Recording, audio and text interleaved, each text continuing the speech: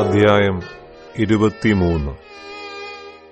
സോരിനെക്കുറിച്ചുള്ള പ്രവാചകം. തർശീശ് കപ്പലുകളെ മുറയിടുവീൻ, ഒരു വീടും ശേഷിക്കാതെ വണ്ണവും പ്രവേശനമില്ലാതെ വണ്ണവും അത് ശൂന്യമായിരിക്കുന്നു.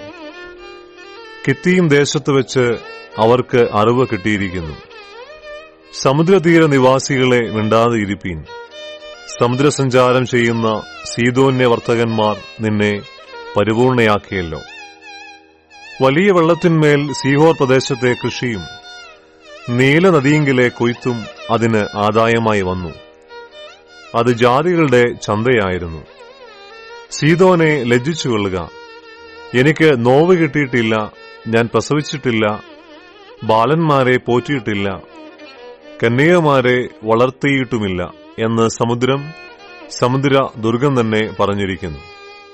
സോരിന്റെ വർത്തമാനം മിസ്രയീമിൽ എത്തുമ്പോൾ അവർ ആ വർത്തമാനത്താൽ ഏറ്റവും വ്യസനിക്കും.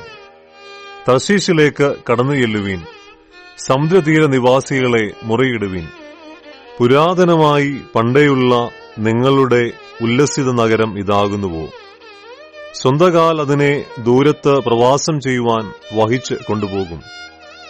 കിരീടം നൽകുന്നതും വർത്തകന്മാർ പ്രഭുക്കന്മാരും വ്യാപാരികൾ ഭൂമിയിലെ മഹാന്മാരുമായുള്ളതായ സോരിനെക്കുറിച്ച് അത് നിർണയിച്ചതാർ.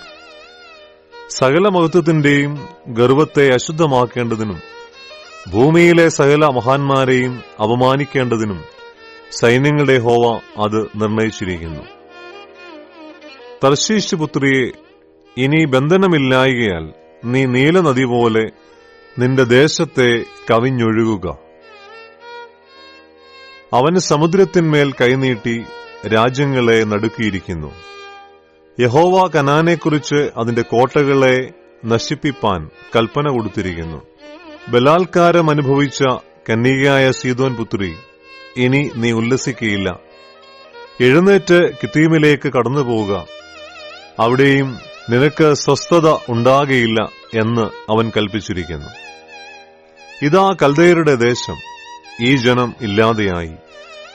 അശൂർ അതിനെ മരുമൃഗങ്ങൾക്കായി നിയമിച്ചു കളഞ്ഞു.